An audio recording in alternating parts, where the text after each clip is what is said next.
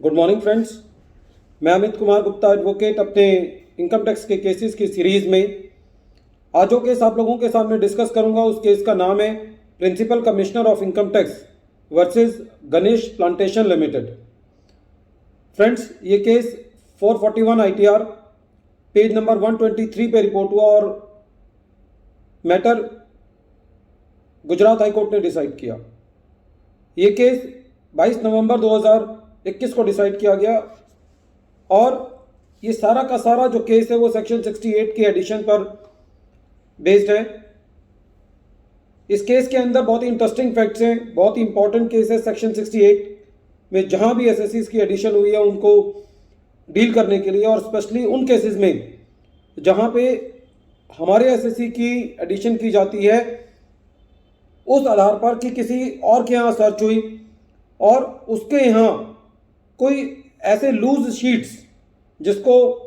Technical language में डम documents बोलते हैं, उन लूज शीट्स में कहीं ना कहीं हमारे एसएससी का कोई नाम तक यदि मिल जाता है तो उस बेसिस पर डिपार्टमेंट हमारे एसएससी का सेक्शन 148 में केस रीओपन करके या सेक्शन 153C के अंदर जो है वो एडिशन कर देता है। ऐसा ही इस केस में हुआ, किसी एसएससी के यहाँ सर्च हुई, उस सर्च के अंदर कुछ लूज पेपर्स थे, उन लूज पेपर्स के अंदर कोई एनक्रिप्टेड फॉर्म में कोई फिगर्स लिखी हुई थी, उन फिगर्स से कोई लेजर बनाया गया था और वो जो लेजर था वो उस एसएससी जिसके यहाँ सर्च हुई थी उसकी बुक्स ऑफ अकाउंट्स का पार्ट नहीं था। वहां पे कुछ ऐसा अमाउंट था जो हमारा एसएससी था इस केस में पर्टिकुलरली, जिसका केस मैं डिस्कस कर रहा हूं,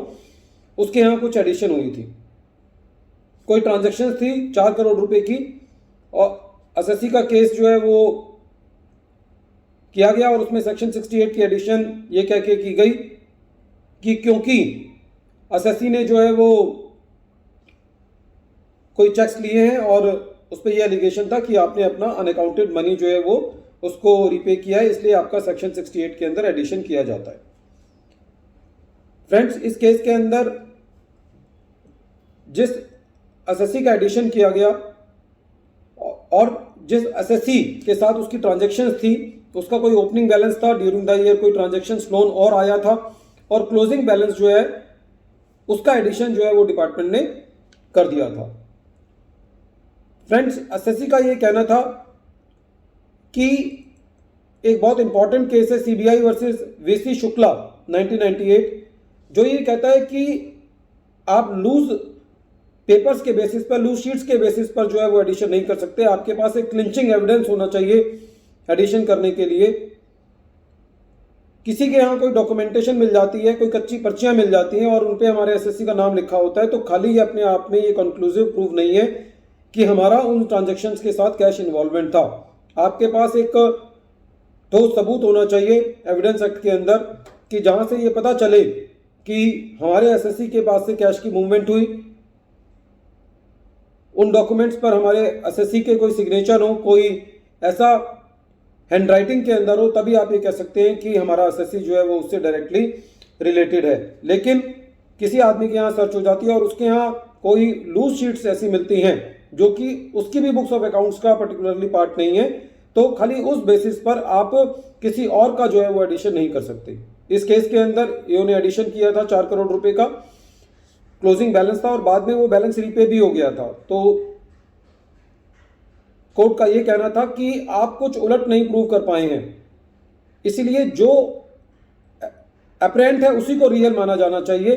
क्योंकि यदि जो अपरेंट है आप उसको रियल नहीं मान रहे तो ये एओ की जिम्मेदारी है कोई ऐसा प्रोड्यूस करना एसएससी के एंगेस्ट जिससे ये पता चले कि एसएससी ने जो है वो टैक्स की चोरी की है। इस केस के अंदर सीआईटी अपील ने भी एसएससी को रिलीफ दिया था। आईटीएटी ने भी सीआईटी अपील के ऑर्डर को सस्टेन रखा और कोर्ट ने भी ये कहा कि सीआईटी अपील और आईटीएटी जो है वो नीचे जो है वो पूरे एविडेंस को चेक कर चुके हैं, इसलिए हमारे पास इस